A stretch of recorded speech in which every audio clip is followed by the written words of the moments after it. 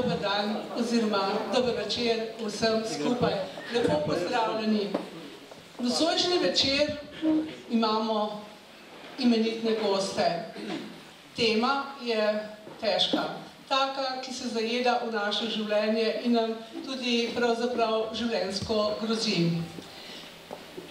Večer smo pripravili Društvo svetega Jakoba, Društvo Demos na Kamniškem in revija Demokracija. Govorili bomo, vse veste, o kulturnem marksizmu.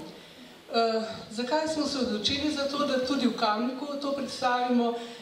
Morda tudi zaradi tega, ker se spominjam, da je enkrat na TV24 gospod Janša rekel, da moramo te stvari spoznati, da moramo vedeti, kaj to je. Če ne veš, kaj je, potem tudi ne veš, kako ravnati, kako se vesti. Skratka, prosim, da resnično vzamete ta nocojšnji večer kot neko svarilo za naše življenje in seveda, da upoštevate, da pravzaprav slišim, da se ne sliši. Skratka, to je nekako...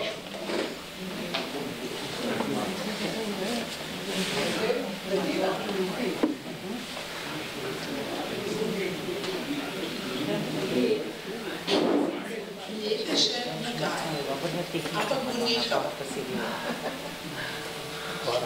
Zdaj pa tudi ne. Boljše je.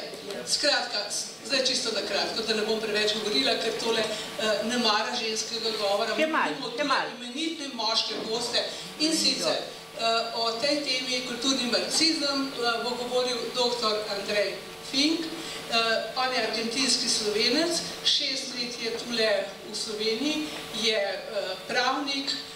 Potem je tu gospod Janša, ki ga ne bomo posebej predstavljali, vsega vsi dobro poznate. In potem je tretji naš gost, je pa gospod dr. Metod Brlec. Gospod Brlec bo ta pogovor vodil. Najprej bo pogovor o tem, kaj to je kulturni marksizem, potem pa boste tudi vi lahko kaj vprašali, kaj predlagali. Skratka, vsem želim lep večer. Gostom pa iskrena hvala, da ste prišli v Šmarco.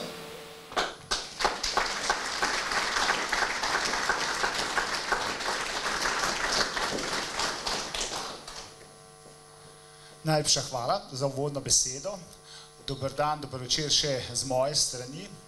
Kot je že povedala gospa Humarjeva, tokratni pogovorni večer organizira Društvo Demos na Kamniškem in Društvo svetega Jakoba v sodelovanju z našo založbo Nova obzorja, ki izdaja različne knjige in tudi revijo Demokracija. Izdala pa je tudi knjigo Alejandra Penja Excluze z naslovom Forum Sao Paulo in kulturna vojna, ki jo imamo tu na mizi in jo je možno kupiti tudi v predverju. O tej knjigi kot izhodišču za današnji pogovorni večer bosta torej spregovorila gospod Janez Janša in dr. Andrej Fink. Seveda pa se bomo dotaknili tudi aktualnega mednarodnega in slovenskega notranje političnega dogajanja. Na tem mestu lepo pozdravljam v naši sredi župana občine Kamnik, gospoda Mateja Slaparja,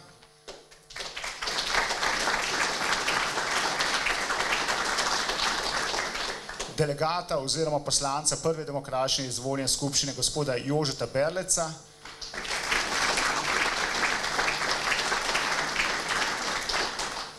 ki je tudi predsednik društva na Kamniškem, ter vse druge vidne predstavnike kamniškega političnega življenja. In seveda vse vas tu prisotne, ki vam je mar za dogajanje v Sloveniji, Evropi in svetu. Prav lepo pozdravljeni pa tudi tisti, ki nas spremljate v neposrednem prenosu preko naše spletne strani demokracija.si ali nas gledate na televiziji Nova 24 TV.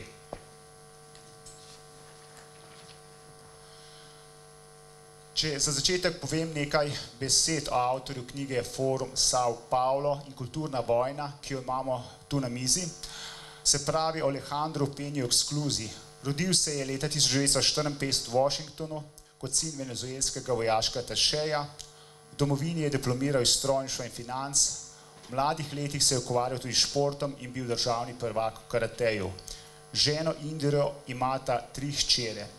Politiko je vstopil nekako leta 1984, ko je soustanovil laboristično stranko. Stranka je kljub temu, da se je imenovala Venezuelska delavska stranka, nasprotovala marksizmu, političnemu nasilju in trgovini z mamili. Čaveza pa je že od vsega začetka razglašal za Castrovo marioneto. Dvakrat je kandidiral tudi za predsednika Venezuele. Komunistična oblast ga je dvakrat tudi aretirala zaradi tako imenovane podpore terorizmu, čeprav že vse življenje zavrača in obsoja terorizem. Decembra 2008 je Peña Esclusa soustanovil organizacijo UNO Amerika in postal njen predsednik. UNO Amerika je konfederacija nevladnih organizacij, ki se prizadeva za boj proti latinsko-ameriškim levim strankam, povezanih v Forum Sao Paulo. Očita jim uvajanje marksističnih ideoloških modelov, ki delijo našo družbo na frakcije na podlagi razredov in ras, spodbujajo sovraštvo, nasilje in anarhijo ter uničujejo demokracijo od znotraj. Je tudi vodja venezuelske nevladne organizacije Fuerza Solidaria. Že več desetletij pa je tudi publicistično dejaven. Gospod Janša, gospod Fink, oba lepo pozdravljena še z moje strani. Gospod Janša, prvo vprašanje bi zastavil vam, saj ste dali naši založbi Nova obzorja predlog za izdajo knjige Forum Sao Paulo in kulturna vojna. Napisali ste tudi analitično spremno besedo k tej knjigi. Nam lahko zaupate, kako ste prišli na idejo, da bi bilo dobro, če bi ta knjiga išla tudi v slovenščini, tudi, če bi prišla torej tudi med naše bralce, naše ljudi?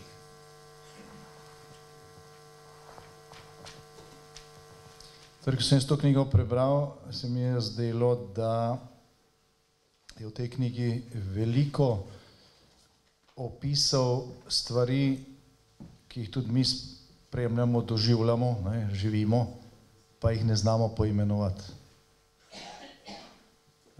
Tisti, ki ste to knjigo že vzeli v roke, pa jo prebrali, ste verjetno prišli do enakega zaključka. Kdor je pa še nimel, pa to toplo priporočam. Naslov je, rekel, nekoliko čuden, kdo med nami je še nekaj let nazaj slišal za Forum iz Sao Paula, čeprav je bil ustanovljen že leta 1990, ali za kulturni marksizem še mogoče, ampak večino tega, kar je tukaj opisano, in v glavnem je to opis za dogajanje v Latinski Ameriki, se dogaja tudi drugod po državah ali pa delu planeta zahodne civilizacije. Pa tega velikokrat, to sicer opazimo, ker pač čutimo posledice tega, pa ne znamo prav poimenovati. Zdaj pa, če hočeš neko stvar spremeniti ali pa nek problem rešiti, moraš najprej razumeti, za kaj sploh gre. Če vidiš samo posamična drevesa, ne pa tudi gozda, potem se ta drevesa zaletavaš, pa nikoli ne priješ ven z tega gozda. Zdaj, za tiste, ki knjige pač niste vzeli v roke, mogoče nekaj uvodnih stavkov, da bo kasnejše razumevanje tematike lažje. Zdaj, kaj je nek klasični marksizem, to vsi vemo, ker vsaj vidim, da je tukaj večinoma generacija, ki ga je doživela. Zdaj, socialistična, komunistična Jugoslavija do leta 1990, ali pa 1991, do takrat smo bili tudi mi del, pač te države je temeljila na klasičnem marksizmu. Je pisala to v ustavi, v dokumentih edine dovoljene stranke in tako naprej. Zdaj, v glavnem se je seveda tisto stanje opisovalo z lepimi besedami, bratstvo in enotnost, enakost, neko prehodno obdobje, ko še malo trpimo, potem bo pa nastopil čas komunističnega raja, ko bo vsak dobil vse po svojih potrebah in tako naprej. Zdaj, manj pa je bilo takrat oznanjeno samo bistvo, a ne tega klasičnega marksizma. Zdaj, seveda, kdor je to študiral ali pa prebral, ta osnovna teoretična dela, ta je seveda to poznal. Ne, pa zdaj ne bom s tem utrujal, mogoče samo bistvo. Ne. Zdaj, komunističnem manifestu, ki je neka osnova, ne, klasičnega marksizma, tam nekje v uvodu piše, ne, zato, da se ustvari brezrazredna družba, ne, ker bomo vsi živeli v raju na zemlji in vsi enaki in tako naprej, je najprej treba razgraditi staro, uničiti staro. Zato, da se uniči staro družbo, je treba razgraditi njene temelje. Teh temeljev je pa 5 po komunističnem manifestu. Prvi je družina, drugi je narod, vera, zasebna lastnina in zasebno šolstvo. V komunističnem manifestu piše teh 5 stebrov meščanske, normalne, pač obstoječe družbe, je potrebno razgraditi in ko to uničimo, ne, potem bo nastopila brezrazredna družba, ker bomo vsi enaki, ne bomo živeli v družinah, ampak v kolhozih in tako naprej. In v nadaljevanju seveda tudi opisana pot, kako priti do tega. Ne. Pot do tega je razredni boj, ne, uničiti izkoriščevalski razred, fizično v revoluciji, tudi narode, ki niso na nivoju zgodovine. Zdaj, Karl Marx, ki se mu tudi nekateri aktualni slovenski politiki klanjajo, recimo napisal, da morajo tisti evropski narodi, ki so malo zaostali v tem revolucionarnem vrenju, izginiti v holokaustu zgodovine. Se pravi, ni Hitler tisti, ki si je izumil besedo holokaustu, je bil Marx. In pol tudi našteje, ne? Ker narodi so to in seveda smo tudi mi med njimi. Vsi slovanski narodi so našteti, to je pač treba zbrisati. Seveda, pol se je tako zgodilo, da je ta klasični marksizem najprej zmagal ravno v Rusiji, ne, to je v državi slovanskih narodov, pa so to malo črtali pol, ne, se tega nikjer več ni bralo ali pa učilo, čeprav to v originalu piše. In potem so seveda ti klasiki marksizma začeli malo prilagajati, ne, te ključne premise komunističnega manifesta, najprej Lenin, ne, potem pa seveda Stalin. In to brezrazredno družbo so seveda ustvarjali za brutalno silo, ne, z tem, da je bilo na milijone ljudi pobitih, ljudem pobrano premoženje, kmetom zemlja, kolektivizacija, sej to več ali manj poznate, tudi pri nas se je to dogajalo, ne, po drugi svetovni vojni, dokaj grobo, potem manj grobo, ker itak ni bilo več, ne, nasprotnikov. In na nek način, če vse skupaj poenostavimo, lahko rečemo, da smo Slovenci, dokler smo živeli v Jugoslaviji, živeli v neki inačici klasičnega marksizma, kjer so se te institucije skušale razgraditi na silo, na hitro. Zdaj, kako se je to končalo v nekaterih državah, vemo.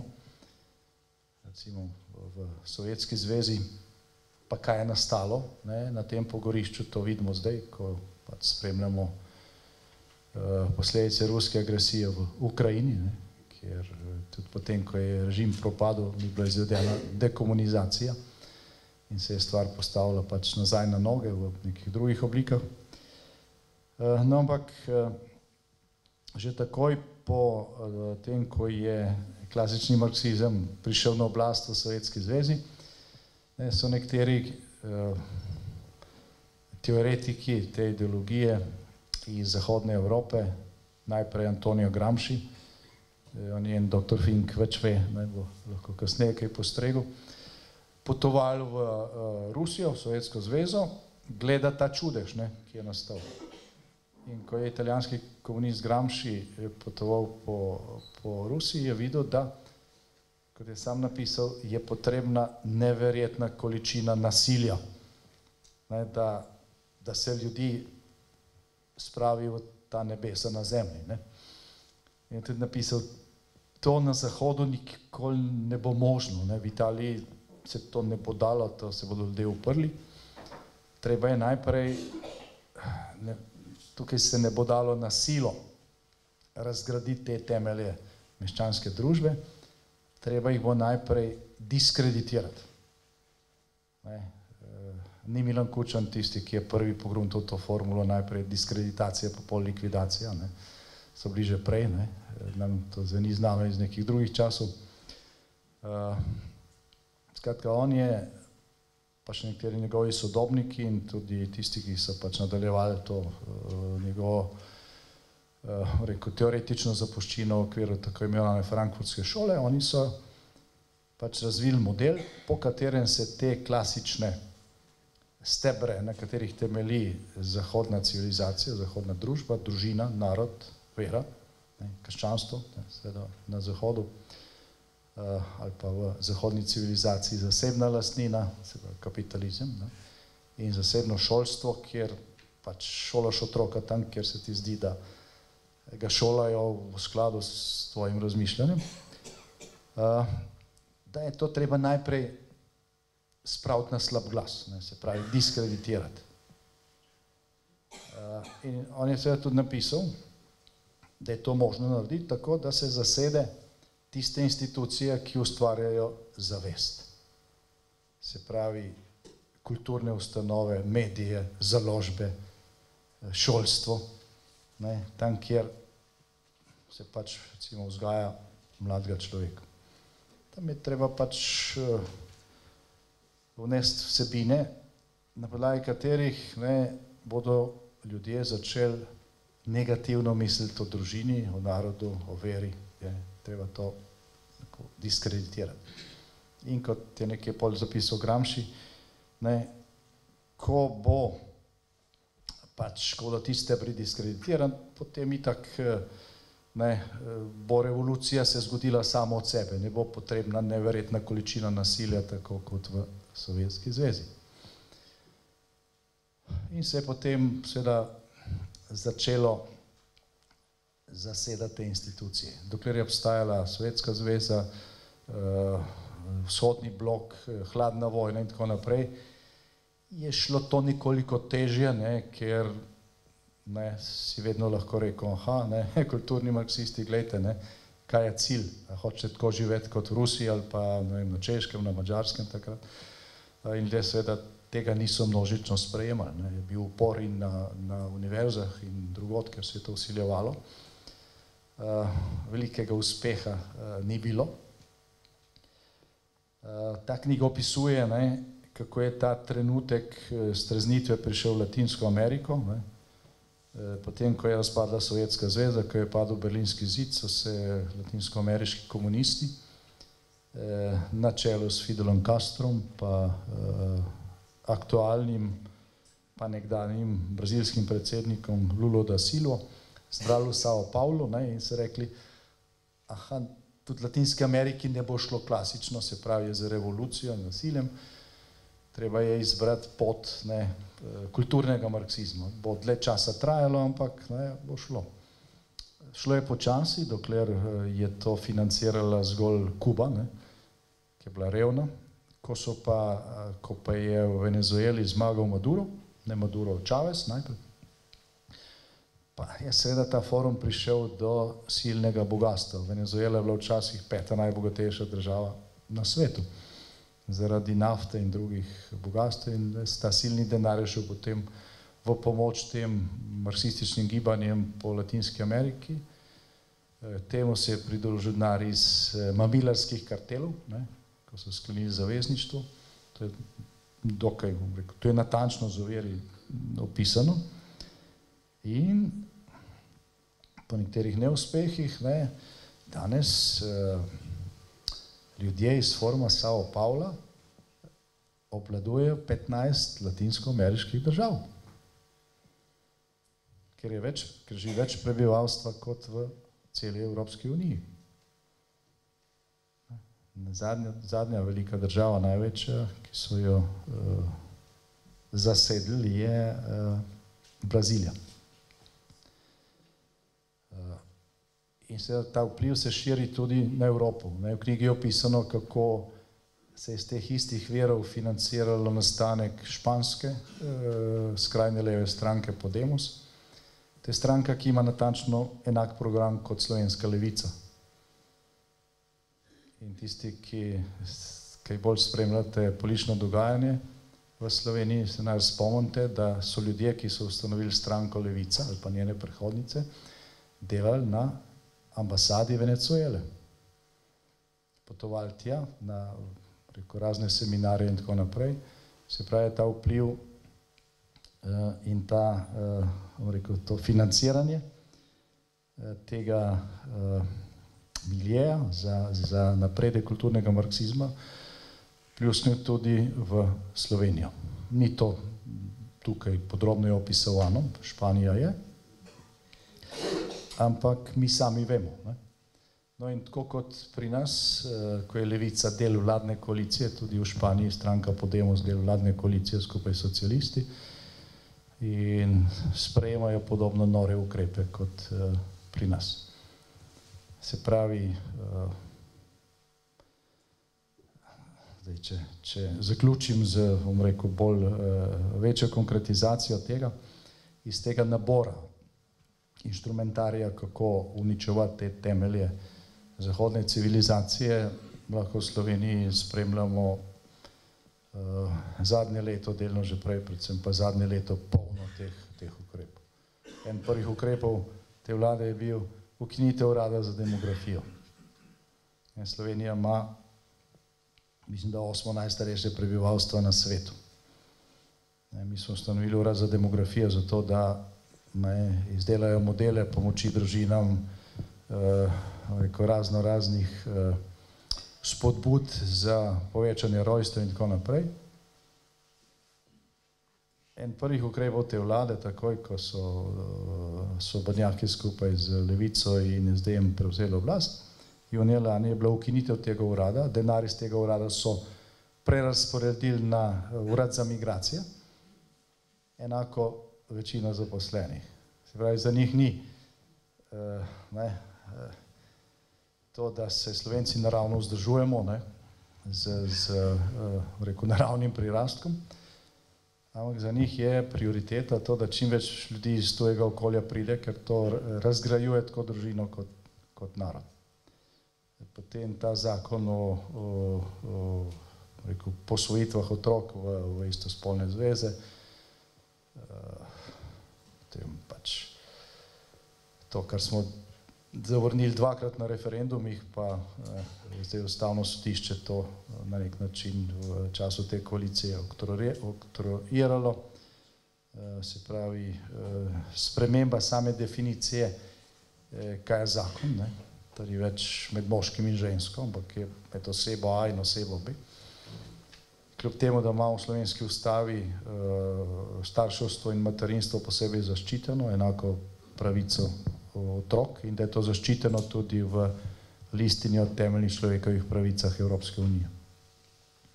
Ampak se gre tukaj enostavno naprej. Zdaj, kakšne muke so bile glede financiranja nekaterih zasebnih šol, pa jih je 2% v Sloveniji, se tudi spomnimo.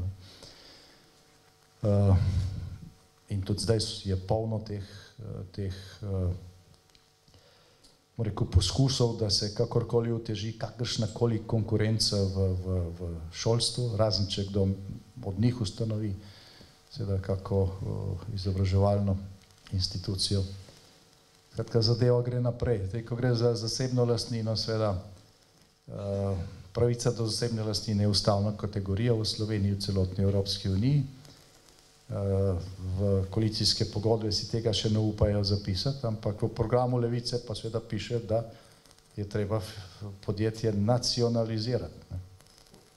Nacionalizirati stanovanja, ki jih ne moreš posesati v 2 urah, so zapisali pa polno teh idej. To je vse iz tega arzenala. Zdaj izgleda, nekatere od teh idej, ki je slišite ali pa berete, se vam zdi utopične. To je nemogoče, da se bo to zgodilo.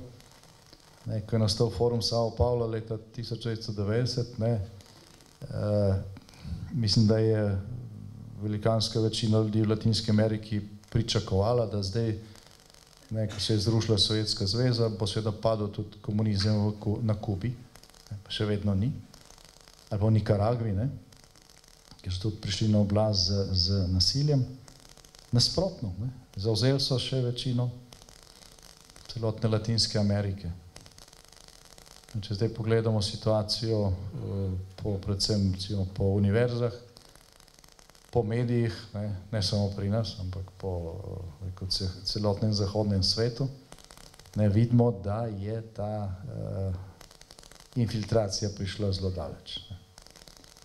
In v veliki meri tudi zaradi tega, ker se pač popolnoma dobronamerni ljudje ne zavedamo, kaj se dogaja. Tako da res toplo priporočam, ko ste to knjigo prebrali, boste razumeli marsikaj, kar se vam je zdelo neznansko čudno v zadnjem obdobju, kar se je dogajalo pri nas, pa si tega nismo znali razložiti. Tako da lahko bi dali tudi kak drug naslov, se gospod Pela ne bi protestiral. Ampak je prav, da vemo, da to, s čimer se mi soočamo, ni samo naš problem, se to dogaja tudi drugod in da je to nevarno. Tako da preberite knjigo. Gospod Fink, gospod Janša je omenil Antonija Gramscija, ki velja nekako za utemeljitelja kulturne hegemonije levice, tudi kulturnega marksizma. Nekako očitno je, da so ta njegova razmišljanja, ki so nastala v zaporu med dvema svetovnima vojnama, padla na zelo plodna tla, če lahko tako rečem. Vi ste v preteklih letih napisali več člankov o njem se govorili tudi na Puščikovem simpoziju in ne na zadnjem nedavnem intervjuju za revijo Demokracija. Čem je bistvo Gramsčevih idej, ki so podlaga za kulturni marksizem in njegove derivate v današnjem času? Ja, hvala lepa, hvala tudi za povabilo vsem ustanovam, ki bo drugi o tem srečanju. V bistvu, marsikaj že gospod Janša povedal, bistvo je dobiti, torej priti do oblasti, kratko, priti do oblasti, kjer se ni dalo v preteklosti priti do oblasti preko volitev, ampak v preteklosti, ponavljam, tam so skušali to doseči s krvavo revolucijo. In to so delali recimo do 45. leta, pri nas doma se je 45. leta to v Sloveniji zgodilo. So prišli s krvavo nasilno revolucijo in so takrat vse porezali. Mislim, da se mi ne zavedamo, ko rečem mi, oprostite, jaz bi moral sebe izključiti iz tega mi, zato ker nisem živel tukaj. Zakaj rečem to? Zato, ker jaz se zavedam, ker nisem tukaj živel. Ampak zdaj, ko sem se pa pred 6 leti skoraj vrnil sem pa videl, kakšni so bili tisti Slovenci, ki so živeli zunaj in ki so šli ven leta 45, torej skratka, kakšna je bila tista Slovenija, kakšni so bili tisti Slovenci, kako so mislili, kako so pisali in kakšni so bili poznaj Slovenci, ki so po 46 letih socializma, kakor se še vedno tukaj reče, dejansko je bilo kaj več, ni bil socializem, zato ker socializem je bil 70-80 let že na Švedskem, ampak tam so imeli monarhijo, pa so imeli tržno gospodarstvo, pa so imeli večstrankarski sistem, pa so imeli garantirane človekove pravice, to je bil socializem na Švedskem. A ste imeli tak socializem tukaj doma? Odgovorite si, ne? Mislim, da je bil malo drugačen. Skratka, Slovenci, kako je takrat leta 45 nova oblast, absolutno in radikalno presekala vse, ampak vse. Za me je ena najbolj kako rekel, žalostnih, pa najbolj očitnih zadev, ki to tako kaže in res očitno kaže, recimo prepoved preproste pesmarice slovenskih, ljudskih in narodnih pesmi. Tisto je bilo postavljeno na indeks prepovedane literature. Zdaj pa vi takoj preskočite na slovensko kulturo, pa na vrednote, pa na lepe slovenske pesmi, ki jih danes mnogi še znate, starejši, drugi pa niti ne. Da ne govorimo o mlajših, mlajših pa lepih slovenskih narodnih pesmi, starih, še 19. stoletja, sploh ne poznajo. Vidite, tle zdaj že nekaj tega, o čemer danes govorimo. Kulturo je treba eliminirati. Ampak takrat je preko krvave revolucije tukaj prišla na oblast, to je politična tista elita, ki je potem od tam dol kulturo spremenila. Danes pa govorimo o obratnem sistemu. Danes pa govorimo, da je najprej, pač po Gramscijevem modelu, po Gramscijevem receptu, je treba pa najprej kulturo spremeniti, to se pravi spremeniti. Meni je všeč en način, da to povem, reče spremeniti možgane in spremeniti dušo. Če hočete spremeniti srce, ne vem, kakor hočete, se razumemo. Da to spremenimo, ko to spremenimo, imamo človeka v šahu. Ga imamo že kontroliranega, ga imamo, je že naš, za ono stran. Potem takega človeka lahko manipuliramo, mu govorimo karkoli in bo vse verjel, zato ker je pač to tako, ker ne more biti nič drugače. Zdaj,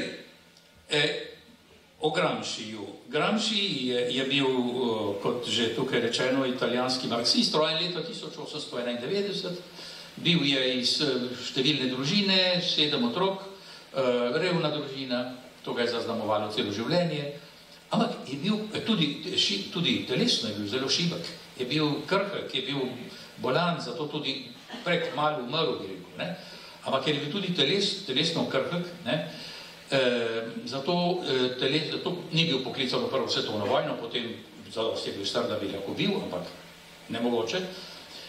Bil je pa super inteligenten, bil je pa res zelo nadarjen. Ta nadarjenost mu je omogočila, da je potem prišel skozi vse šole in prišel v Turin na univerzo, kjer je študiral filozofijo, diplomiral in takoj po diplomi začel že tam kot docent poučevati, pa tudi začel je z novinarskim delom.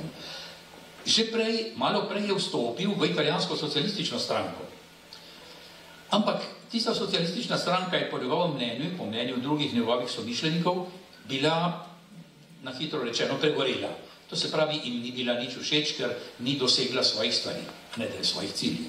Zato je leta 1921, to se pravi 3 leta po koncu Prve svetovne vojne, že ustanovil skupaj z drugimi italijansko komunistično stranko, ki je takrat naprej delala, še danes seveda po letu 90 spremenjenim imenom. Takrat, leta 1921, je bil že v glavnem komiteju in leto kasneje je bil, leta 1922 je bil v Moskvi sklican kongres Kominterne in on je bil eden izmed delegatov, kot eden izmed italijanskih delegatov poslan tja. Tam je živel približno od leto in pol, 2 leti, tam se tudi poročil, imel toliko časa je bil tam, da je imel lahko 2 sina, 2 fanta. Takrat je tudi šel malo po notranjosti Rusije, zato da vidi, kako ta nov sistem deluje. Takrat je bila oblast, že popolnoma bolševistična oblast je bila takrat že popolnoma v rokah novih oblastnikov. Ampak ko je pa on potoval po notranjosti, je pa videl ljudi in takrat je bilo potem to, kot je on rekel, kot je on videl, kako so ljudje še zasidrani v tistih starih vrednotah. Starih lepih, starih klasičnih, starih vrednotah ruskega naroda, ruskega ali pa kjerkoli je pač bil. In je rekel, takrat je prišlo to, koliko nasilja bo potrebno, to je treba vse eliminirati, če hočemo res vse postaviti na nove temelje.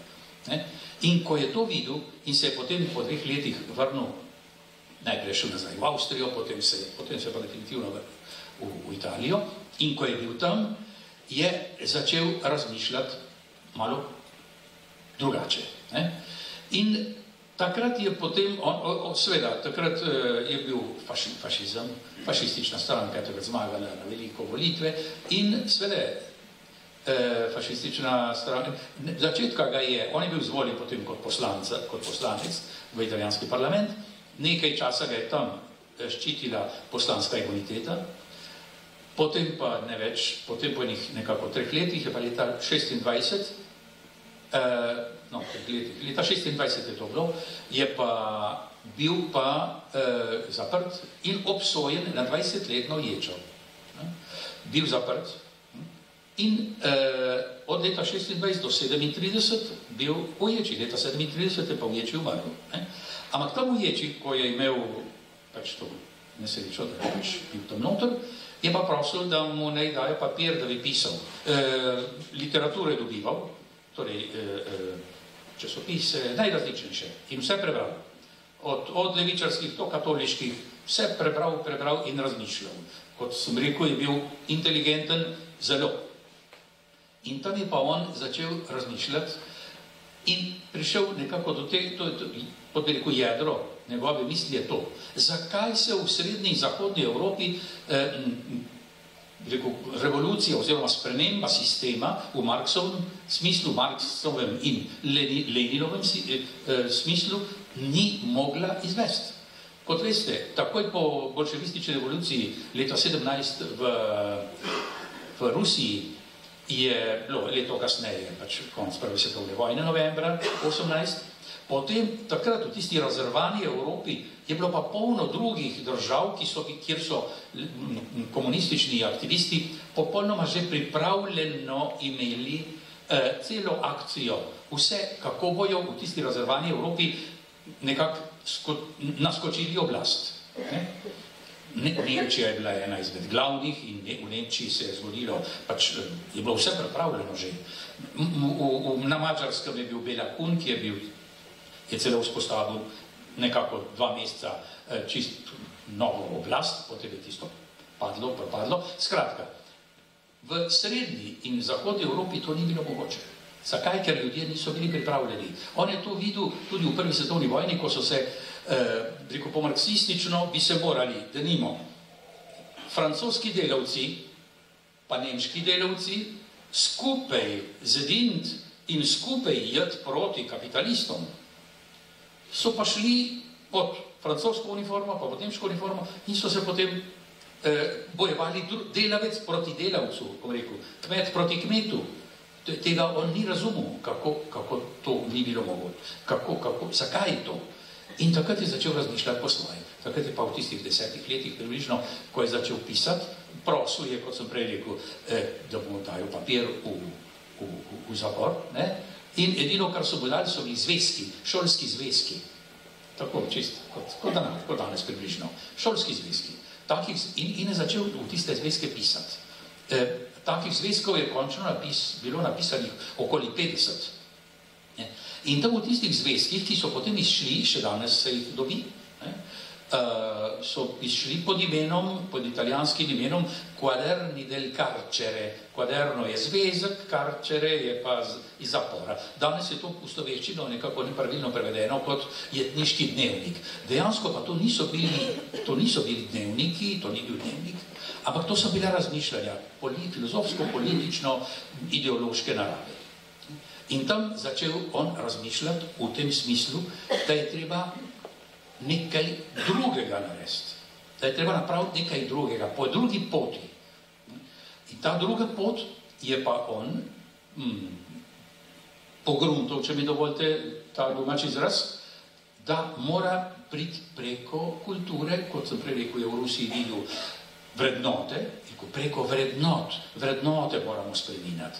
Ljudem moramo spreminjati tisto, kar je temelj njihovega dotedanjega življenja, bodi si socialnega, družbenega, religioznega, no vse zadnje se v človekovem življenju vse to prepleta v eno samo. Potem, koliko je on to videl, recimo, je rekel, mi moramo porušiti tudi klasična in konzervativna miselnost ljudi, Ja, in kaj je to? Ja, recimo to, da ti rečejo, dragi moj, brez dela ni jela, a ne, da je lepo po slovensko.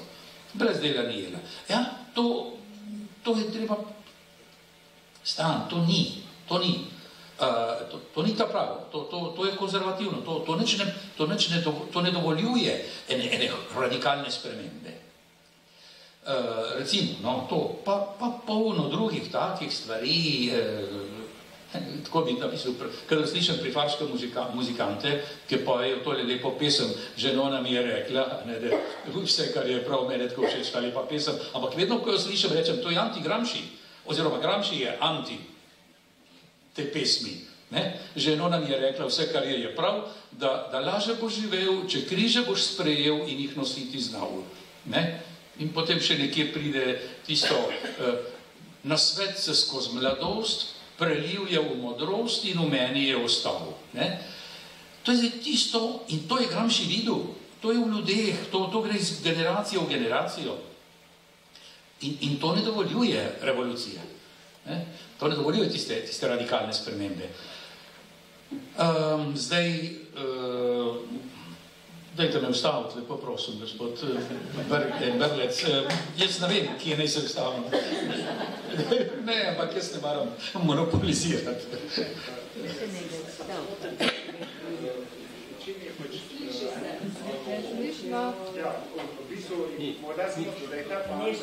Ne slišimo.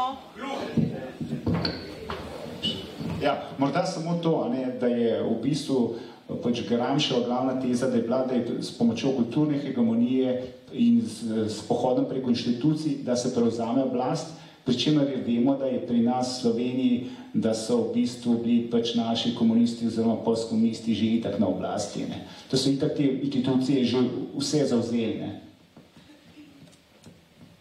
Ja, seveda. Zdaj, če gremo čisto Slovenijo, zdaj le, to, kar se nam zdaj zadnjih 30 let dogaja, seveda, oni so bili že na oblasti, kot rečeno, so oblast že prigrabili si jo po krvavi poti. Ne? Zdaj, ko je pa pri nas prišla demokratizacija, se je pa vse tisto nekako, je pa tisto propadlo, ampak ostalo je pa vse tisto, kar je pomeni kultura. Zdaj, prostite, tle bi bilo treba razlikovati ko rečemo kultura. Ko rečemo kultura, marsikdo misli kultura je Beethoven, pa kultura je Prešernov sonetni venc, pa kultura je, ne vem, Rembrandtova slika, pa svetovne, pač tisti prefinjeni izrazi res fine kulture. To je višja kultura. Ampak kultura je tudi to, seveda, ampak ni samo to. Kultura je to, kar mi živimo. Kultura je to, da smo si danes dali roko, dober dan, gospod, pa ga vas ne poznam, me veseli. To je kultura. Pa kultura je hrana, ki smo jo danes opolne jedli. Pa kultura je, kako smo mi napravljeni. Pa kultura je, da imamo mi kravato. Če gremo pa kam drugam, je pa kultura to, da imajo turbane na glavi, pa da imajo, no zdaj se to kaže, razli so bili problemi, en učitelj ali kaj, ki je eno deklico, pač ven, oziroma hotel je, da bi džihab, a ne, da bi se tisto, ta velum ali kako to, ne, to ruto, naglavno ruto, ki jo nosijo pač arabske ali muslimanske ženske, ne, da se mora tisto dati stranke. Tu spada v drugi kulturi, ne. Ampak to je kultura, ponavljam, hrana, obleke, vse mogoče, način mišljenja, jezik, dialekti, tako važni in lepi dialekti, kot so po celem svetu, pa jih imamo tudi mi, vse to je kultura. Zdaj, to je treba potem spreminjati. Zdaj, ko so pri nas leta 1991, ko se je vse tisto spremenilo, so pa vendar še ohranjali vso tisto infrastrukturo te kulture, medije, pa kulturne ustanove, pa pisateljska društva, pa ne vsa seveda, ne, to so pisatelji naredili tisto pisateljsko ustavo, vse so se tam začelo tudi spreminjati. Ampak vendar, veliko tistega prejšnjega je ostalo. In moram reči, seveda, to model je prišel iz Zahodne Evrope, iz demokratične Evrope. Ampak tista demokratična Evropa je pa že tudi v sebi imela gramšizem, bom rekel. In pa seveda ne sam Gramsci, tudi Gospod Janša je omenil frankfurtsko šolo. To je pa v Nemčiji, no, ne moram zdaj preveč o tem, ampak vse to je bilo v Nemčiji. Jaz sem bil recimo leta 1978, sem jaz dobil štipendijo za podiplomski študij v Španiji. Ko sem prišel v Španijo, je bilo to ravno 2 leti po padcu, oziroma leto in pol po padcu Frankove diktature, takrat je prišla tranzicija v Španijo, prehod v demokracijo. In takrat sem jaz, na tistih inštitutih, kjer sem študiral politično sociologijo, so že 3-4 profesori močno nabijali, da se tako izrazim, s frankfurtsko šolo, čeprav niso tega povedali, oziroma imenovali so jo tako, ampak ko sem pa jaz rekel, gospod profesor, takrat sem bil mlad, seveda, pa sem rekel, ni to neke vrste aktualizacija marksizma, se je pa nasmehnil, nič rekel, pa šel naprej. Ne, to je simplicizem, to ni, ja, ampak je bilo točno to. In potem naprej, in Evropa, tudi današnja Evropa, verjetno tudi Bruselj, verjetno ali pa neverjetno, skoraj sigurno, je tudi inficirana s tem virusom. Tako da, gospod Brlec, vi ste rekli zdaj glede Slovenije. Upam, da sem zdaj glede Slovenije zdaj kaj povedal. Bo, v redu. No, če gremo v tem drugem delu tega našega pogovora k Sloveniji in stanju v Sloveniji. Koalicijska vlada pod vodstvom Roberta Goloba nekako Sloveniji vlada 10 mesecev. Gospod Janša, kako ocenjujete delo dosedanje vlade, ki, kot ste že prej omenili, je v bistvu okužena s tem kulturnim marksizmom, v bistvu s nekako kulturno vojno proti slovenskemu narodu? Jaz se del odgovora sem dal že prej, razen tega, da je bilo 5 ali 6 tako imenovanih koalicijskih vrhov na Brdu, kjer so se pogovarjali, katero reformo bodo naredili, pa nič od nobene nič. So ukinili Urad za demografijo, Muzej slovenske osamosvojitve, 2 instituciji, ki pač predstavljata neko pomembno središče za obstanek in razvoj, pa za nacionalno identiteto. Muzej slovenske osamosvojitve, tukaj ne gre za neko muzejsko zbirko, za neko stavbo, kjer je nekaj zgodovini. Gre pa za napad na rezultate slovenske osamosvojitve. In to ta stranka, ki ima ministrico za kulturo, tudi pove v parlamentu. Mogoče kdo, da je gleda prenose, kjer poslanec Kordič prav, da on še nikoli ni opesil slovenske zastave, opesi samo rdečo zastavo za 1. maj. Nedavno je po spletu preplavila fotografija podmladka SD-ja, socialnih demokratov, kjer so vsi v majicah, na katerih piše: jaz nimam svoje države, ker sem državljan planeta. Pravi oni, za njih Slovenija ni intimna opcija, če bi to karikirali z izrekom njihovega duhovnega vodja. Potem imamo v parlamentu nastope poslancev, ki pravijo, da je slovenska osamosvojitev škandalozno dejanje, kjer smo Slovenci razbili cvetočo SFRJ, kjer sta se cedila med in mleko. Zdaj, absurd je, da to govorijo ljudje, ki so bili rojeni potem.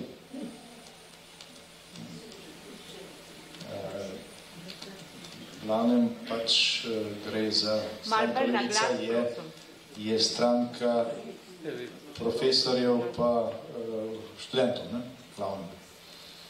To prihaja iz slovenskih univerz, predvsem družboslovnih. Tako da, to je realnost teh 10 mesecev. Jaz mislim, da se to prav dobro ne bo išlo,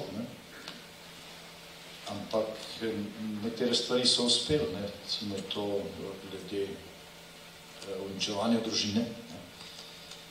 Šli smo na referendume, zavrnili te poskuse, so rekli, se bomo imenovali nove ustavne sodnike, pa to ne bo več možno. In je ustavno sodišče reklo, da je pač treba zakon spremeniti, so ga spremenili. To gibanje za otroke in družino je pač predlagalo referendum. Ustavno sodišče ga je prepovedalo, če to gre za človekove pravice. Posvojitev otroka ni človekova pravica, ni nobene, ne v Sloveniji, ne kjerkoli v Evropski uniji, ni nobene pravne podlage za to trditev. Nasprotno, Slovenska ustava izrecno varuje materinstvo in očetovstvo in družino. To je v Sloveniji ustavna kategorija. In enako je v Evropski listini o človekovih pravicah. Še bolj natančno napisano, oni pravijo, da ne sme imeti referendum o tem vprašanju, ker je posvojitev otroka človekova pravica. Ni. Otrok ima pravico do družine, do srečnega otroštva. To je človekova pravica. Nima pa nek istospolni par pravice do otroka, če ga pa sam ni. Tako da, ampak, kot je rekel dr. Fink, te prodor kulturnega marksizma v zahodni Evropi je še zelo daleč. Še zelo daleč imamo tudi v številnih aktih ali pa listinah Evropske unije imate polno tega. Imate polno tega. In še več, da bruselska birokracija posiljuje te elemente kulturnega marksizma tudi drugim državam. Recimo afriškim državam se veliko krat pogojuje razvojna pomoč z temi neumnostmi, ki so zelo nam tuje zdaj neka afriška država, ki verjetno izhaja iz neke druge kulture, zdaj vsiljevati, da boste dobili 10 milijonov pomoči, če boste organizirali parado ponosa.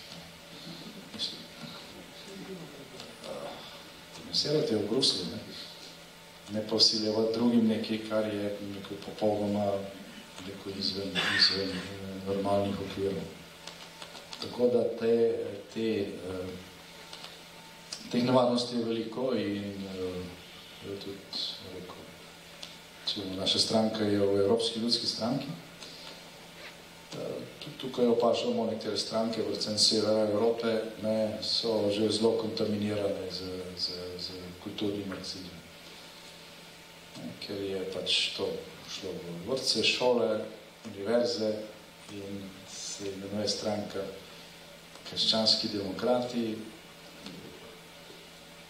v Belgiji ali pa Nizozemskem recimo in ti razlaga elemente kulturnega marksizma. Potem sem prebral, da bo Finska teološka fakulteta podelila častni doktorat Greti Thunberg. Ona je pred častni doktorat iz teologije. Se ima si kaj, kar ona govori, je malo scholastično. 3 leta nazaj je napovedala, da planet ne bo več obstajal, čez 3 leta, pa zdaj še vedno obstajalo. Zdaj ena od značilnosti kulturnega marksizma, to mislim, da je tudi Gramsci napisal, eden od njegovih naslednikov, je, da pač ljudje hočejo verovati v nekaj. In namesto, da religija slepi za življenje v inostranstvu in moramo mi ponuditi vero v nebesa tukaj, na tem svetu.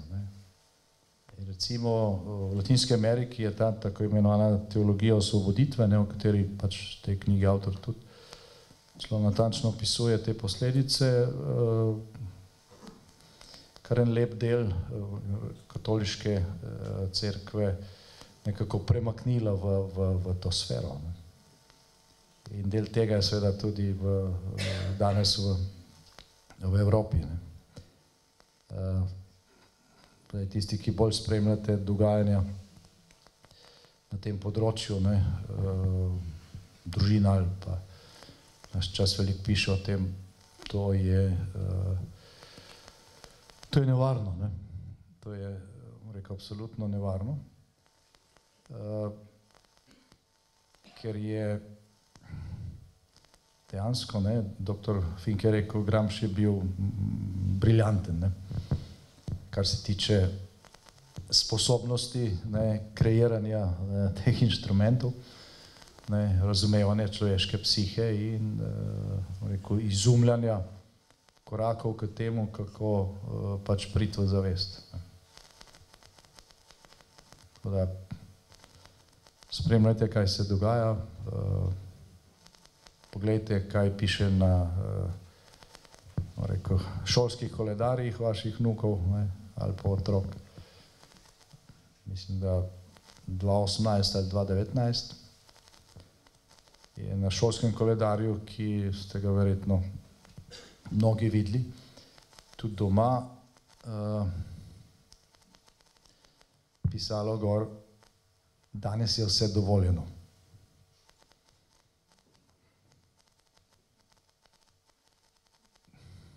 Zdaj, to je en stavek, da ne bom predolg, ne, iz učenja o tem, kako pač ni nikakršnih omejitev, ne. Zdaj, če ti že otroku rečeš, ne, ni omejitev, vse je dovoljeno, ne, zdaj, potem se vi zaman trudite, ne, pa vzgajate, ker pač v človeški naravi je, da ne, se izogibamo omejitvam, naporom in tako naprej. In kot je zadnjič doktor Žiga Turk lepo povedal, ko smo imeli to predstavitev na Pučnikovih dnevih v Slovenski Bistrici, ne, civilizacija je prispevala k temu, ne, da se je človeška družba organizirala, zahodna civilizacija okrog 10 božjih zapovedi, ne, in da je življenje postalo na nek način znosno. Ne, ker če ni nekih osnovnih pravil, ne, in zahodna civilizacija temelji na pravilih 10 božjih zapovedi, ne, vse je tam, ne kradi, ne laži, ne ubijaj, spoštuj očeta in mater, da boš dolgo živel in ti bo dobro na zemlji, ne, in tako naprej. Vse je tukaj, ne, vse ustave, vsi pravni redi držav zahodne civilizacije temeljijo na teh izhodiščih. Če potem to gre v šolo in tam vsak dan vidi, danes je vse dovoljeno, ne, potem lahko v ta okvir daste karkoli. Tako se začne razkroj in razgradnja. In tega je polno. Tega je polno, ne, v našem šolstvu.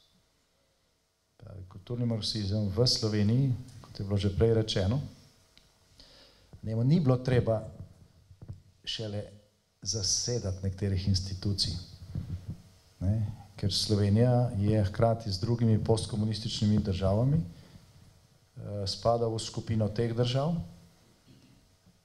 ki so dale skozi klasični marksizem, ker so bile te institucije tako ali drugače že zasedene, ne, in kljub temu, da smo imeli pol svobodne volitve, da smo se Slovenci osamosvojili in tako naprej, ne, to samo po sebi ne prinese spremembo v teh institucij.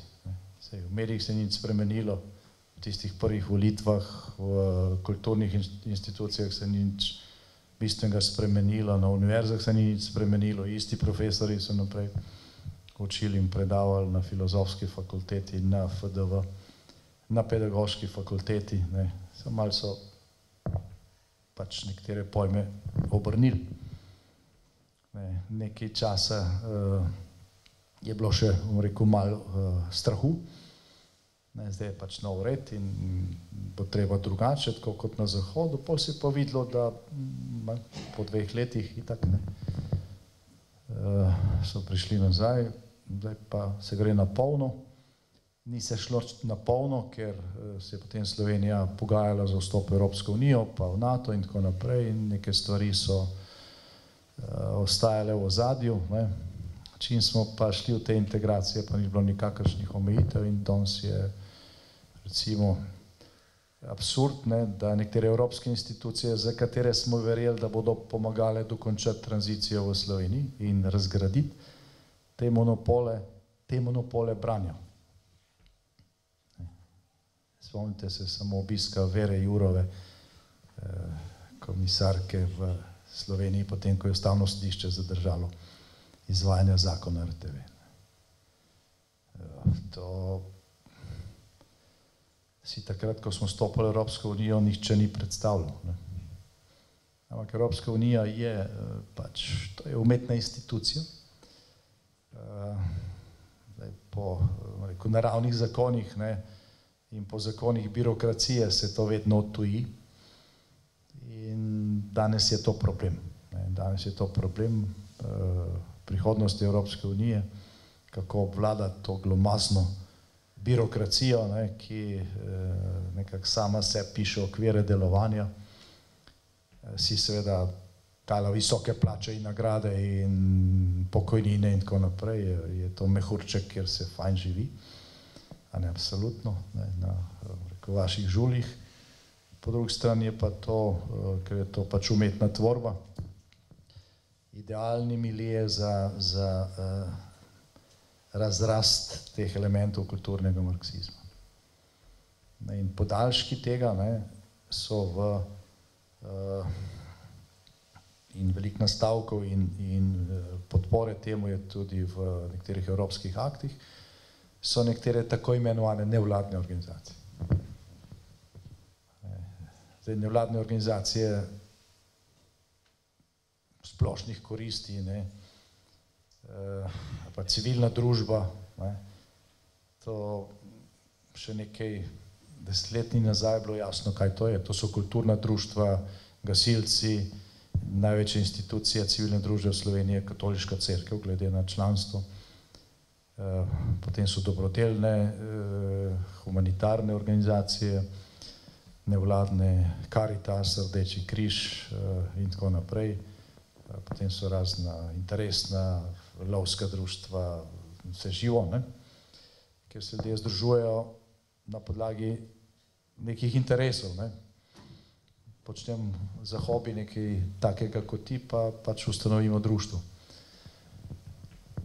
No, ampak zdaj so na to sfero, so potem naložili tako imenovane parapolitične nevladne organizacije.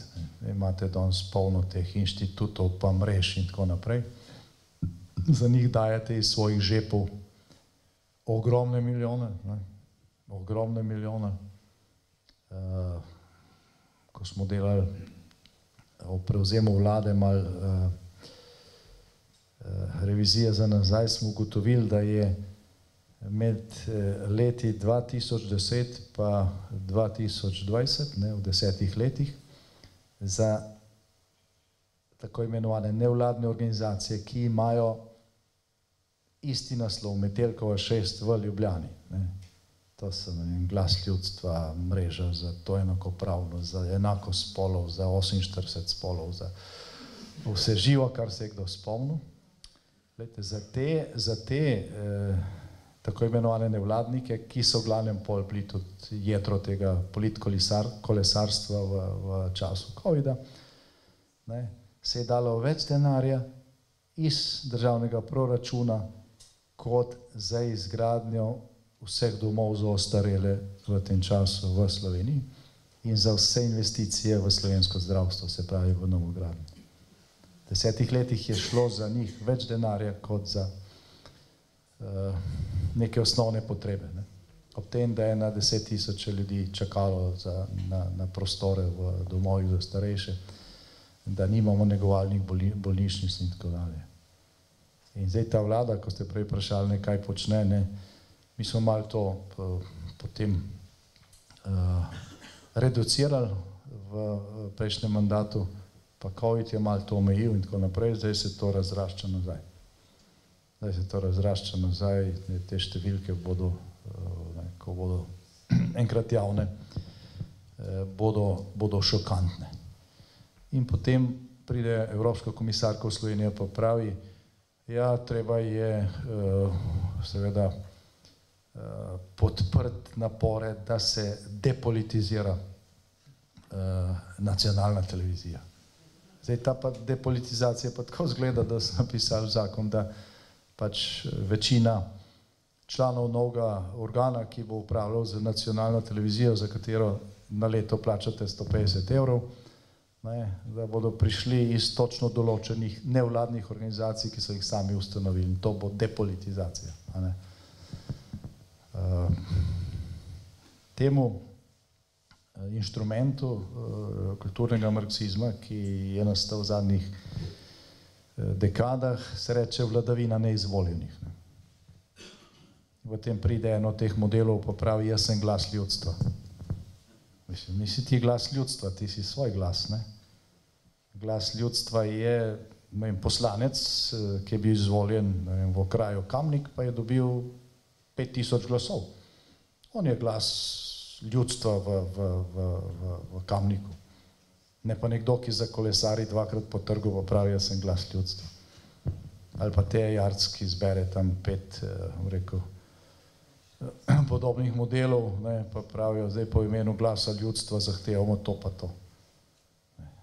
Mislim, ti nisi glas ljudstva. Če vas je 5, potem je to 5 glasov državljanov. Ne moreš na ta način uzurpirati. Si to ni nič novega. Tisti, ki smo živeli v Jugoslaviji, vemo, da je bilo vse, da je bilo samo upravljanje tudi nekaj podobnega, še prej ljudske demokracije.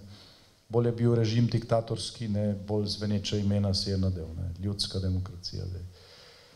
Tako da ta prodor kulturnega marksizma v postkomunističnih državah, kot je seveda tudi Slovenija, je bil relativno enostaven, ker so bile institucije v glavnem zasedene, ali kot je dejal eden od slovenskih znanstvenikov, ki je dolgo časa delal pri NASI, dr. Petrač, se spomnim takrat nekje konc 90-ih let je imel intervju na nacionalnem radiju, pa se ga vprašali,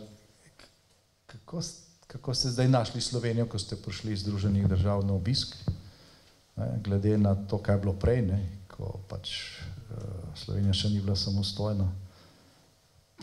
Pa je rekel,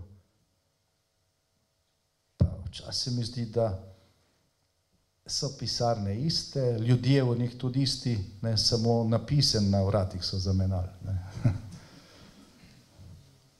In marsikje je žal dejansko bilo tako. Tako da imamo mi verjetno hujše probleme kot nekatere druge države, kjer so pač tranzicijo izvedle bolj dosledno, gre predvsem za države Srednje Evrope. Tam recimo na Poljskem, Češkem, Slovaškem, Madžarskem z nekimi takimi popadki, recimo, kot se gre aktualna vladna koalicija, ne bi prišli daleč. Mi smo pa tukaj, rekel, žal, država nedokončane tranzicije, ki je, rekel, idealni humus za pač razraščanje teh idej kulturnega marksizma in zaradi tega se je te nevarnosti potrebno zavedati. Ker na koncu, če pustimo pač vrednote v oklepaju, na koncu je rezultat revščina. Poglejte, kaj so naredili iz Venezuele, iz cvetoče države, pa zdaj delajo iz Kolumbije nekaj podobnega v Latinski Ameriki. To na ta način se nebes na zemlji ne da delati, itak se jih ne da. Ampak z temi elementi, da razgradiš vse, kar je normalnega, to je še vedno doslej v zgodovini vodilo v nesrečo. Ni enega samega primera, ker bi se to obneslo. Luka Mesec vas pa vsaj vam prepričuje, da se to da. Gospod Fink, morda bi še vi kaj dodali na to temo, tudi morda v luči tega, da vlada veliko govori o reformah in tako dalje, reform pa v resnici ni, pa morda tudi v luči tega, da vsak teden dobimo nov strateški svet za ne vem kaj, za mešanje megle in podobno. Zdaj smo dobili strateški svet za proti sovražnemu govoru in podobno. Na kratko vaša ocena.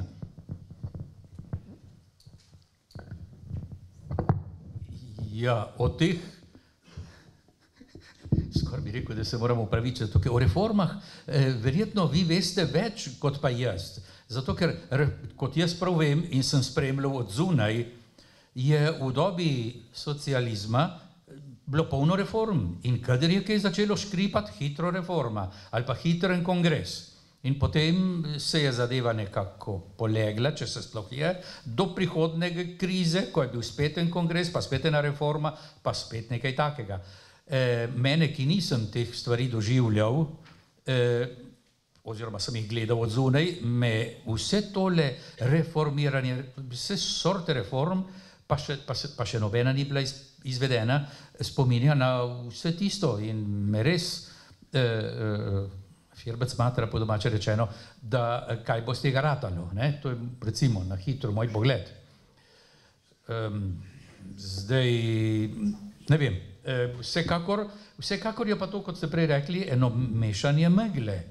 Ampak to je idealna situacija, da se vse to, o čemer danes govorimo, nekako presnavlja, prebavlja, preformulira in na nek način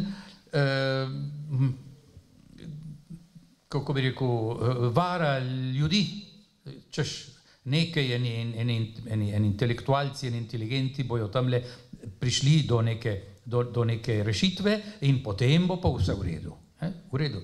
Me zelo veseli, če bo, imam svoje dvome o tem, ampak mislim, da je v vsem temle tejle mešanici, v tejle, skoraj bi rekel, pa spet preveč sem govoril danes preveč v domačem jeziku, v tejle brozgi, v kateri se pač nekaj dogaja, ampak da se v resnici nič ne dogaja. To se meni zdi, da je tale čas, ki je neprijeten čas, ker resnično težav je veliko, skozi to meglo pa res ne vidimo veliko, če sploh kaj. Ja, še vprašanje na konec za oba na kratko. Torej, kako se soočiti s tem kulturnim marksizmom, kako se zoperstaviti tudi tej kulturni vojni proti slovenskemu narodu? Vajna kratka zaključna misel. Zdaj, ko je tam nekje pred 20 leti v Sloveniji nastal Forum 21, smo se mnogi spraševali, zakaj je ravno forum, zakaj ni komite ali pa, ne vem, tost, karkoli, je forum. Zdaj, v tej knjigi boste našli odgovor, to je bilo nadaljevanje, bom rekel, tega projekta iz Sao Paula. Zdaj, kako se pač boriti proti temu? Zdaj, če se hočeš uspešno zoperstaviti neki nevarnosti, moraš najprej poznati. Zdaj, če ne veš, od kje piha veter, zakaj se sploh gre, se težko boriš. Torej, prvi korak je prebrati to knjigo. Obstaja še mnogo drugih knjig o kulturnem marksizmu. To ni edina knjiga, jih je na stotine, ampak so v glavnem debele. In ljudje v glavnem ne beremo debelih knjig, razen, ko je treba študirati ali pa ko pač znanstveniki pišejo. Tukaj je, rekel, na kratko razloženo, zakaj gre. Za primeri 100% dokumentirano. To ni neka teorija zarote, nekdo pobral malo z Facebooka pa nekaj napisal. Avtor je, bom rekel, resen in vse, kar je v tej knjigi, ima, bom rekel, dokumentirane vire. In ko ste to prebrali, potem bo odgovor na to sam po sebi prišel. Boste videli, od kje prihaja nevarnost in kaj je treba narediti. Vsi imamo družine in se to moramo znati zaščititi. In se ne speljati potem na te razne limanice, kako lahko vsaka oblast posebej ustanovi novo človekovo pravico.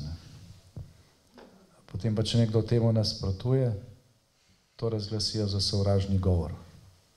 Pa potem, ko izide neka knjiga, ki to razgalja, pa ustanovijo strateški svet za preganjanje sovražnega govora.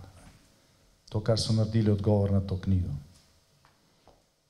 Preberite in boste vedeli. Torej, sicer je to napisal nek rekel, marksist, Bertolt Brecht, mislim, da je on napisal knjigo orožja, vzemite v roke, zdaj ga bom ponovil. Ja, hvala. Ja, tudi jaz absolutno soglašam, ta knjiga, če rečem knjižica, je to v najbolj pozitivnem pomenu, ker je kratka, jasna, sintetična in na hitro pove ta glavno. Zakaj? Zato, da boste vi potem lahko na tej podlagi raziskavali naprej. Kajti nič ne bi pomagalo, če bi tukaj bil taka knjiga, takole, pa bi se vsak pred njo ustrašil, bi rekel, ne, to pa ni zame. Nasprotno, tole je za vsakogar. Je jasno, kratko, jedrnato, pa absolutno vse povedan, vse, kar se na kratko da povedati o tej zadevi. Tudi področja, na katerih ta gramšizem, pa ta kulturni marksizem dela, so tle notor lepo obdelane. Vse, kar zadeva recimo kulturo, spolnost, družino, vera, prej bilo tle govora gospod Janša povedal, o teologiji osvoboditve, kaj je bilo vse, kako je teologija osvoboditve v Južni Ameriki, v Latinski Ameriki varala, mešala ljudi, dobre katoličane, ja pa je vendar, ja pa jim gre za reveže, ja in če jim gre za reveže, ja potem je to nekaj vsaj minimalno dobrega, da se to podpre, ker je to z zlobnimi nameni narejeno. To ni z dobrimi nameni, da bomo revežem pomagali. Ampak veliko ljudi je na to nasedlo, tudi duhovnikov. Pa na kakšne vse mogoče načine, jaz se spomnim, jaz sem bil še mlad, to je že več desetletij od tega, kar na lepem dobim eno podobco, tako navadno podobco, ki jo dobiš v cerkvi in gor, Kristus, ampak vidiš tistega Kristusa, pa je bilo tako nekam čuden. Je bil en tak Kristus, ki je bil tak mrzu pogled. Res, ni bilo nobene miline iz tistega pogleda. Pa ne rečem, da je bil Kristus ena pocukrana figura, ne, daleč od tega, me to zelo moti. Kristus je bil možakar, dedec, bomo rekli po domače, 30-leten starejši fant, značajem. Ampak ni mu pa tistega mrkega, mrzlega pogleda. Potem je imel tako brado, ki ni bila judovska brada, kot je bil Kristus Jud, ampak je neke vrste gverilska brada, kot je Che Guevara. Potem, po koncu, na rami pa puško. A ste vi kdaj videli Kristusa s puško? Čak, to je nasilje. Pa ti pa reče, ja ne, se je Kristus tudi uporabil nasilje, ko je izgnal trgovce iz templa. Na vidiš, pa sem spet ostal brez argumenta. Je marsikdo rekel. Skratka, to je bilo še in še non-stop takih in podobnih zavajanj. V teologiji, povsod, v šolah, vsestransko. V tem smo, gospe, gospodje, najprej treba, kot je bilo rečeno, vedeti, kaj se dogaja in vedeti, kakšen zrak dihamo, kakšen strupi okoli nas. In potem moramo predtem skušati, da tega ne vdihavamo ali da gremo kam drugam po čist zrak, po čisto studenčnico, ali pa čisto vino, če smo za dosti stari, za ta mlade ne. Ampak čisto, čim bolj čisto. Potem poznanje situacije, potem pa seveda zasidranost v tistih pravih vrednotah. Pravim. Zato, ker so nekateri, ona stran večkrat govori o vrednotah. Ja, a tudi oni imajo vrednote. Ja, potem bi pa to isto. Ja, vrednote tam, vrednote tle, vse to je isto. Ne, ni isto. To so vrednote, tam so pa neke vrste, če imajo kaj tega, so v najboljšem primeru neke kvazi vrednote ali pa antivrednote, ne? Kar je absolutno nasprotje tega, kar vrednota je nekaj dobrega, da je dobro, če pa nekje je neka laž, to pa ne more biti dobro in zato tudi ne vrednota. In vse, kar na tistem temelji, je potem kontra našemu zdravemu življenju in zdravi pameti. O zdravi pameti je pa tudi Gramsci govoril. Pravi, tisto zdravo pamet je treba odpraviti. Zdravo pamet, zdrav čut je treba odpraviti. To ne gre. Hvala lepa.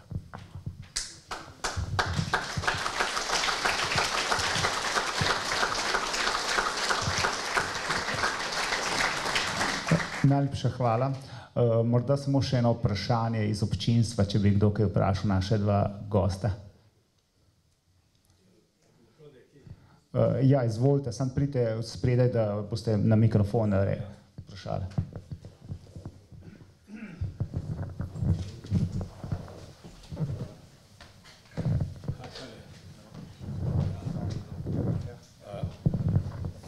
Dobar dan. Nazadnje sem bil tukaj, ko smo imeli zbornik o Tomšiču, Demosa Kamnika. Lete, jaz tudi pišem pripravljam eno knjigo že 3 leta, pa ne vem, če bom čez 3 leta naredil, sem hvaležen, da je šla tale knjiga. Namreč meni vse neke stvari niso jasne. Primer Putina in Rusija. On tudi izhaja iz teh komunističnih struktur, ampak kot sem zdaj poslušal njegov govor, Kiril mu je ploskal, Kiril prvi, to je Paroh, tipične tradicionalne vrednote zagovarja. Družina opozarja na dekadenco. Jaz se bolj nagibam k temu, da postkomunizem ni osnovni cilj razgradnja teh 5, ampak z vsemi sredstvi priti na oblast. Ker končno tudi pri nas levica s takimi idejami morda dobi 5-7%. Zmagala je pa neka leva liberalna opcija, ki je govorila svoboda, brez omejitev, to, kar je tudi LDS leta 1992 uspel na volitvah. In dilema je, kako fenomen Putina razložiti, ki pravzaprav zagovarja najbolj tradicionalne vrednote. Jaz bi pa eno drzno tezo dal. Če bi po 1945 pri nas partija prevzela cerkev, vprašanje, če ne bi mi šli po tej poti, kot je danes v Rusiji, da bi bili zelo tradicionalna družba, če bi uspel recimo škof Grmič prideti na površje. To je ena drzno vprašanje, če ne bi tudi mi zagovarjali to, kar danes zagovarja. To se pravi vprašanje, ali je cilj razgradnja 5 vrednot, ampak v konkretni družbi iskati tisto, kar zažge, tisto, kot je rekel gospod Fink, z vsemi sredstvi prijetno oblast, kar je nekaj moderno. V ruski družbi Putin ne more uspeti z LGTB-jem, ne more, on to dobro ve. Jaz pa ne vem, kaj je njegovo osebno prepričanje. Prijetno oblast in pač cerkev se je podredil, tam, ker je cerkev podrejena, tudi Kitajska je podoben primer, se bom končal. Oni se tudi na Konfucija sklicujejo. Se pravi, tam, ko so uspeli cerkev si podrediti, so oni krščanski, lahko tudi verski. In jaz vidim glavno nevarnost v tem levem liberalizmu, končno pogledamo, kdo je dobil volitve, na kaj je dobil Golob volitve. Kako, torej, vprašanje, kako si razložiti fenomen Putina in njegovo priseganje na tradicionalne vrednote. To bi rad odgovor.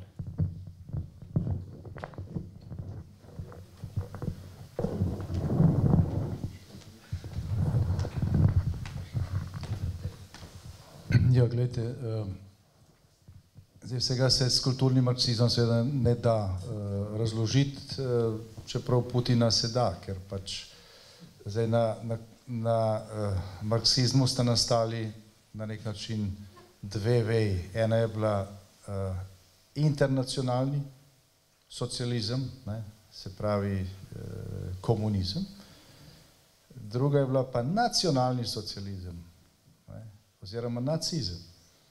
To je isti izvor. Stranka Adolfa Hitlerja se ni imenovala nacistična stranka. Ona se je imenovala Nacionalsocialistična delovska stranka. Znan je tisti izrek Goebbelsa, da so oni šele pravi socialisti. Ampak to se zdaj malo to vse zakriva, pa vedno se pač uporablja za nacionalsocializem neko posplošeno ime, zato da se zakrije, da je šlo v bistvu za nacionalni socializem. In ko govorimo o Putinu, govorimo o nacionalnem socializmu, ne o internacionalnem socializmu. Kulturni marksizem je pa internacionalni socializem. Tudi Hitler je zagovarjal nemški narod, nemško družino, je pa pobijal vse druge, isto dela Putin. On že govori o tradicionalnih ruskih vrednotah, v Ukrajini pa pobija, mislim, uničuje te vrednote fizično. Se pravi, ena pravila zase, druga pravila za vse ostale. In cilj Hitlerja ni bil pač vzpostaviti nek sistem za celoten svet, ideološki. Cilj Hitlerja je bil razširiti življenjski prostor za, rekel, nemški narod. Je bil to nacionalni socializem. Isto je cilj Putina, pač razširiti prostor Rusije, zasesti Ukrajino, ki je ena najbogatejših držav po naravnih virih na svetu, žitnica sveta, poleg ostalega. In se pri tem pač uporablja podobne metode, kot jih je Hitler uporabljal. Tako da to, da je bil Putin nekoč pač agent KGB-ja in tako naprej, to naj vas ne zavede. Tukaj gre za nacionalni socializem. To, kar se dogaja v Rusiji, vključno z, rekel, to agresijo na Ukrajino, to je zelo podobno temu, kar je pač počel, rekel, njegov vzornik Adolf Hitler. Gre za, rekel, isto vejo socializma. Internacionalni socializem ima bolj globalen cilj, vzpostaviti, uničiti te temelje zahodne civilizacije povsod, kjer so, in na tej podlagi zgraditi pač družbo, ker ne bo naroda, ne bo družine, ne bo zasebne lastnine, ne bo vere, bodo samo še ideje kulturnega marksizma. Torej, ko poslušate Putina, ko govori v pravoslavni cerkvi in tako naprej, ne vas to ne zavede. Ne gre tukaj za tradicionalne vrednote v smislu zahodne civilizacije. To je v bistvu uničevanje teh vrednot. Absolutno.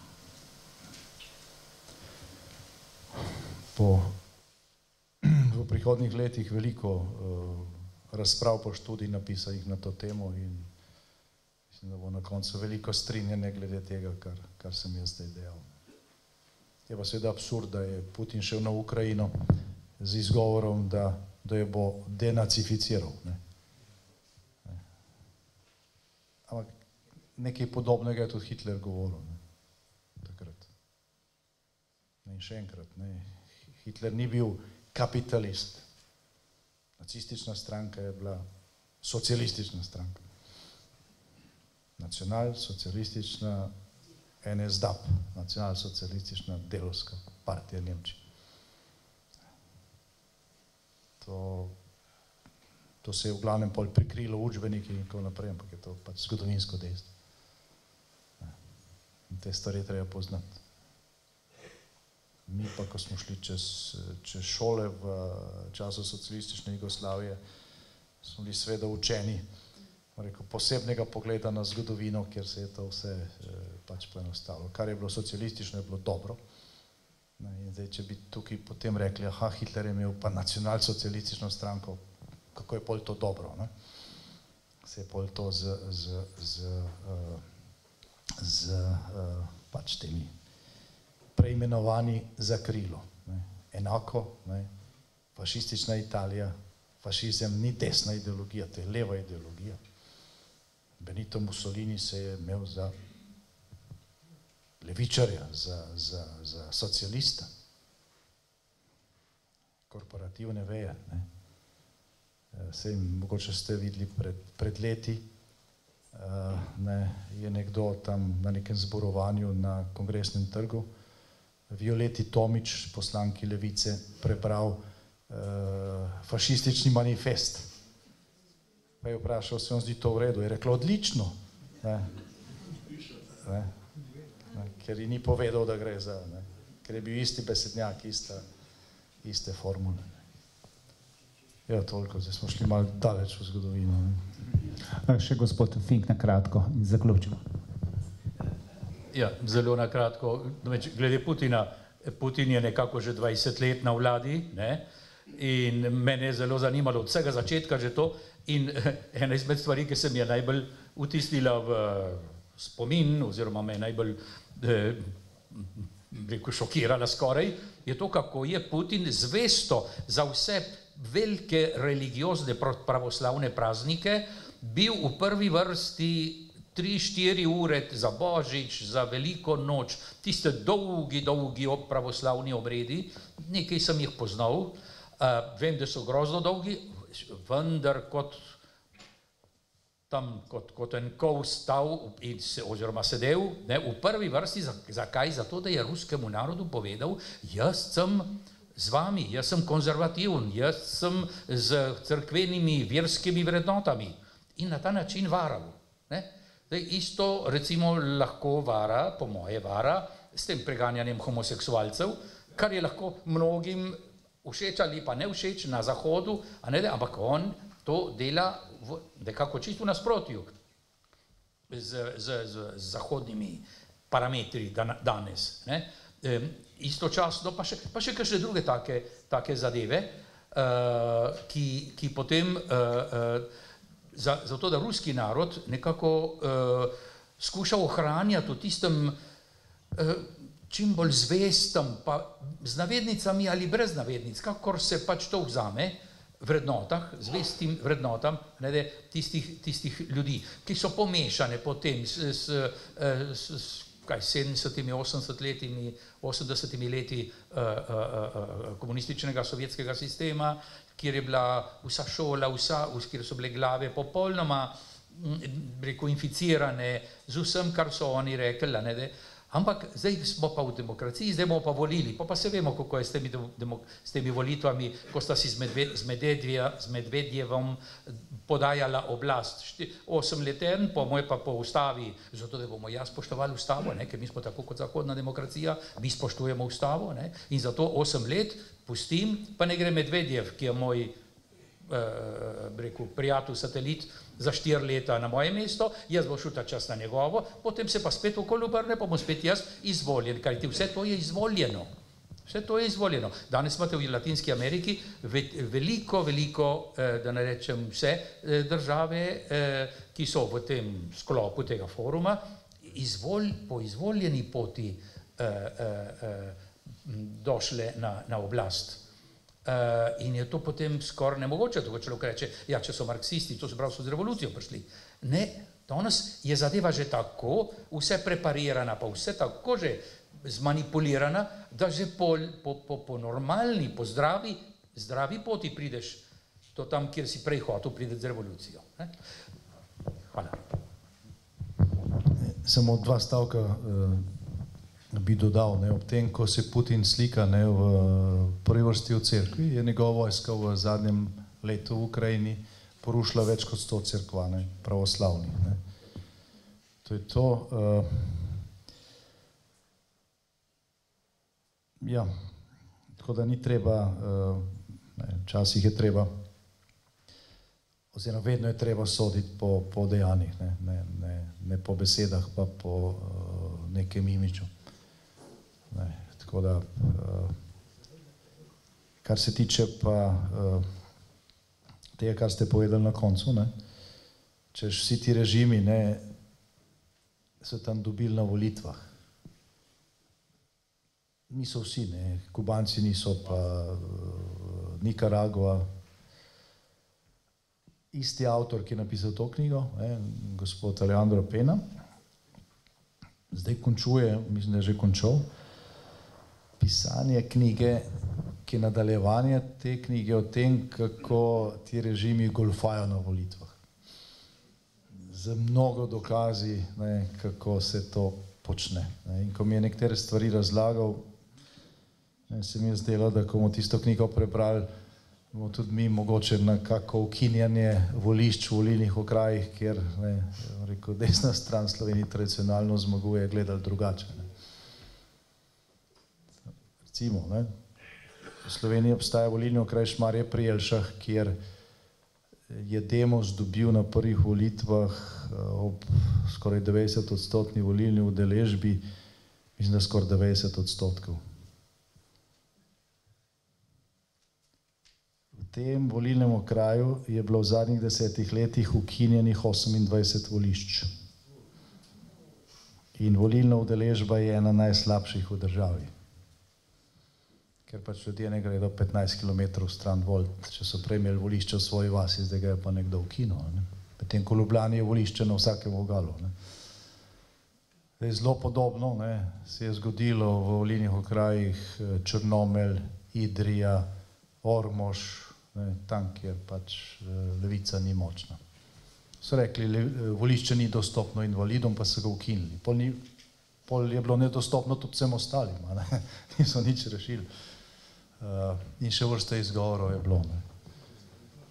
Se pravi, ena od formul za oblast kulturnega marksizma je tudi nadzorovati institucije, ki imajo v rokah izvedbo volitev. Se to je že Stalin rekel, ni važno, kako se glasuje, važno je, kako se napiše zapisnik.